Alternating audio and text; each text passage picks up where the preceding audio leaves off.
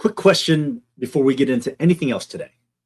How many real estate strategies have you researched in the last 12 months? Subject to trailer parks, self-storage, wholesaling, co-living, short-term rentals, tax liens, maybe a syndication deck somewhere that somebody sent you via Instagram. Now, ask yourself, how many deals have you actually closed? If the gap is bigger than you like to admit, this episode's for you.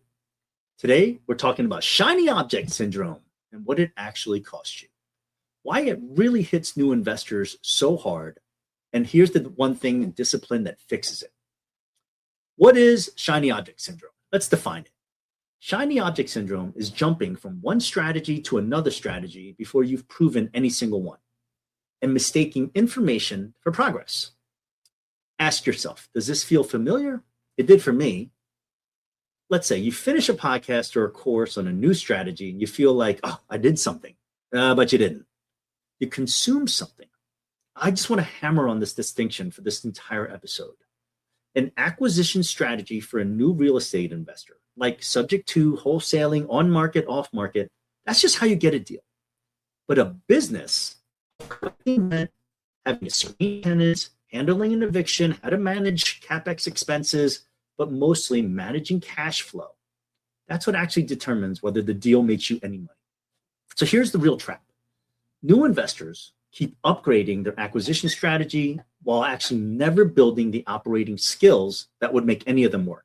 And this is real. Why does this happen to new investors specifically? Just think about your own journey, right? You get started, for some reason you get motivated into it, you get in on the bigger pockets and start consuming all of this. And they've got people that did sober living, they've got people that did trailer parks, they've got people that did short-term, long-term, mid-term, insurance. Every guru, every coach, the courses they sell, they're selling whichever strategy is trending at that quarter, because the strategy nobody's talking about is a better hook than get good at the boring fundamentals of your business. So it's like social proof overload, right? How do I know this? My name is Quentin. If you don't know me, I spent 5 years working at PadSplit. It's the nation's largest co-living platform. Think Airbnb for co-living. I worked with the largest gurus, online influencers that you probably follow, with their first co-living properties when it was becoming the hottest trend, right? And they were just like you. They had no idea how the operations worked to run a profitable co-living property. What is actually true is they all had a head start on you because they're all seasoned real estate investors.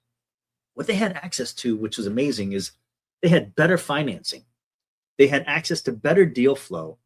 But just in an ironic twist, I wholesaled Brandon Turner his first co-living property in Atlanta. But I digress.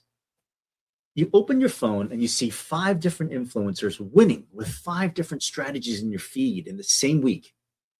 It doesn't actually feel like inspiration. It feels like you're behind all of them, all 5 strategies simultaneously. So it actually feels safer than commitment to just keep looking around.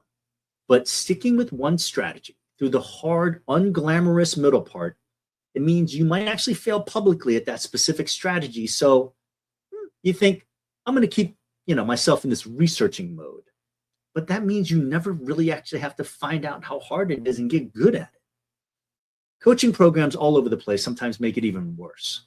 Some are structured to keep selling you the next unlock, the next tier, the next inner circle, instead of just actually walking you through billing and running the thing that you already bought. This property that you already bought, you got to learn how to make money with it. Let me make this real, okay? What does shiny object syndrome actually cost? I want to walk you through a scenario with one of my new clients. I'm not going to use any names to protect the innocent, because the pattern I want to talk about is way more useful than the specifics. So this new investor I coach, who belongs to a huge online community, they picked up a property, and it was actually a great deal, 2.95, 2.99 interest rate, using a subject to deal, meaning she took over an existing mortgage without a traditional purchase loan. It's a great acquisition strategy on paper. I use it, right? The problem is she went into it with no exit plan, with no strategy on how to actually make money to pay for the thing that she acquired. She was led to believe, and it's kind of what happens a lot, is this is such a great deal, I got to take it down. The real problem is she had no answer to the most important question is, wait a minute, what business am I now operating to pay for this great deal? What happens is this doesn't rent? What happens if this doesn't rent fast? Or what's my out if the numbers change? Like, how do I make this thing pay for itself? That property has now sat vacant for several months. The mortgage is still $3,000 a month, whether anyone's living there or not. It's not really a strategy problem because subject to is a legitimate tool. That's a discipline problem on knowing what the exit strategy was going to be before she even went into it to buy it. She moved on the acquisition before she thought through the operating business that she was getting into. Same investor around the same time. She was actually one of my favorite people because she takes action, right? And the hard lesson she learned was buying and acquiring properties is actually so much easier than operating the properties to make money. So she went ahead and bought another property, right? So she was started to get into this mode of testing multiple tenant models and multiple platforms at once, trying to be everything to everyone because she owned these properties now. So instead of picking one lane and just getting really good at it, changing all of her acquisition strategy to focus on one lane, she really learned the hardest lesson of all. None of these strategies that she wanted to work on actually got the attention that needed to get good at it. Here's the saying, too many strategies really means you have zero strategy. Think about that for a second. The underlying operating business is what you really have to learn and begin to master, no matter which strategy you pick. Okay, so how do you overcome shiny object syndrome? You got to accept the golden rule of all businesses. All operating businesses survive and die because of one thing: cash flow management. What's your cash flow plan for the property that you just acquired? If you don't have an answer before it happens, you don't have a business, but you have liabilities and exposure now because you went out and bought something with no real plan. The most successful real estate investors that I work with, they follow a process. It's called POC. If they're getting into something new, they buy one property correctly, and they call that a proof of concept property. So here's the framework. You pick one strategy, and you go through the learning pains until you prove whether it works or it doesn't. If it works, then you have the option to scale. If it doesn't work, you got the option to abandon ship. Choose one strategy because they all have different acquisition strategies behind them. Choose one operating model that you can run end to end. So this is actually where working with a mentor or a coach becomes invaluable. Having a trusted mentor hold your hand through each stage is where you limit your mistakes and actually feel more secure making your own decisions based upon the information that you have consumed. Simply blindly following a script or a blueprint that you learned from somebody else or downloaded from somebody else, that's a problem because you do not understand the nuance behind what other people are doing when they created that blueprint. There's a saying, ideas are great, but execution is everything in business. And Hopium is not a strategy. Over my 5 years at PadSplit, I've worked with way too many new investors who thought, hey, I'll know it when I see it. I have a plan and I'm going to execute against it. That's really the problem, right? You don't have a plan and you don't know what you're measuring against because that spreadsheet you used to underwrite this thing, it was full of hopium, 90% occupancy with 10% vacancy. I'm going to get $200 a room when the average room's $165. What happens if I don't fill? Hey, my utilities say it should be $500. Why is it $800?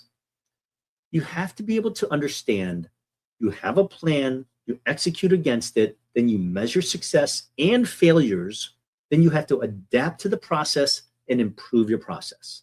Just think about it this way. 6 months of doing it with real structure and a sounding board for some kind of coach or mentor, then I'll evaluate whether I want to stay in this thing or not. It really, truly beats. I'll figure it out as I go every single time.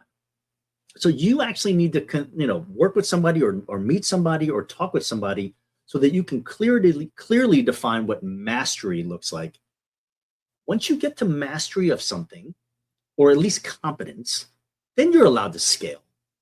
I cannot tell you how many investors love real estate for the acquisition, the deal flow, the yes or no. You can't scale. You can't buy property 2 and 3 if you don't have systems that make the first property profitable. So before you decide to buy a second, third property, make sure that your operating business is tight. You have to start thinking about it this way. Not only are you learning how to operate a new business, but during that process, you're building the systems that allow you to comfortably scale. Because what you're going to find out is your second and third property are going to look so much different than your first property, because you're going to learn so many things. You focused on buying the first property. You did not focus on operating that first property. That's where your learning curve was. Think about all your deals before you buy the second one. Do I have positive cash flow? Am I comfortable with my screening process? And this is specific to rental properties. Are you comfortable with your screening process and your money and your dollar collection process, right? Your revenue collection. Are these documented? Could you, if I asked you to, train somebody else to run your business? Scaling is the reward for competence. It's not a reaction to boredom. And this happens a lot. And this is where the shiny object thing just jumps out all the time. If you're exploring another strategy, it's because the first one is hard. That's not diversification. That's actually running away from something hard. This is actually the same instinct, by the way, behind knowing when to quit something that isn't working. That's a different episode, but it's the flip side of the same discipline. The real skill is committing on purpose, not to drift. Okay? So think about this. Are you ready to scale, or are you looking to run away? How can you tell the difference? If you're ready to scale, your chosen strategy that you're working on is somewhat systematized, and it mostly runs automated. Doesn't mean it's always going to have AI or a virtual assistant or whatever the case may be, but every scenario where a decision needs to be made, you have a process that handles that. So it reduces your daily involvement, and because it's consistent, it leads to more profitability on its own. If you're running away and you're trying to add a new strategy because the first one's uncomfortable, it's mostly because you're not good at the first strategy and it's not solved.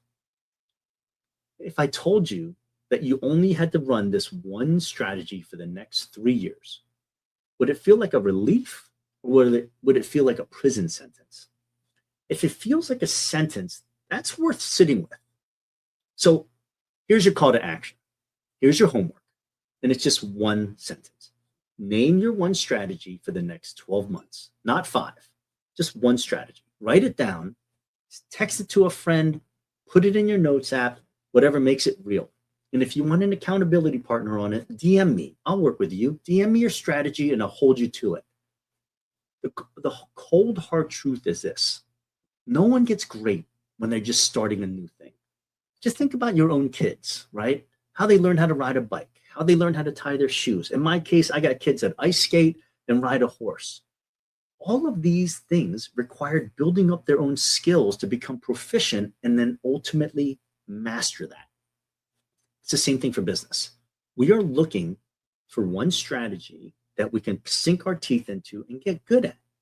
If it's good, you start systematizing it. If it's systematized, you're now comfortable scaling it. I'm not in a rush to become the guy with 100 doors.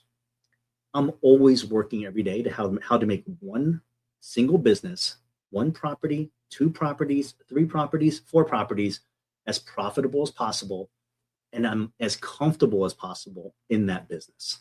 Listen, I've been in this for a long time. I'm not trying to build a portfolio of 100 co-living houses. I think that's kind of ridiculous. But each single house allows me to develop a skill set that makes me way more comfortable to learn something new, because the way we break it down is there's an operating business. Once we're comfortable with that, now it feeds into our acquisition business, because we now know what acquisition and what that property is going to be doing. I've always told new investors, look, we're not trying to have 50 different cars. I would love it if you narrowed it down and just started printing out Honda Accords off the assembly line. Boom, next one. Boom, next one. Boom. And because you get successful with repetition, you get better with repetition. You got to eliminate all the crap on the fringe. Narrow it down. Instead of living in the ones and tens, narrow it down to the fours and sixes. That's where you get really proficient and you get mastery. Love it. Dive in. If you have any questions, ask them. Throw them in the comments. I check all of them. I'd appreciate if you guys give me a follow. I'd appreciate if you guys give me a like. Share it with somebody who's in the same boat as you. Just stick to one thing, because that's the reason why you're not finding success as a real estate investor, because you're looking at so many things that are super, super interesting. And trust me, I'm a guy just like you. I've got ADD. Hey, look, squirrel. Like, that can be on my tombstone. But in order to get mastery in business, focus on one thing. See you guys next time.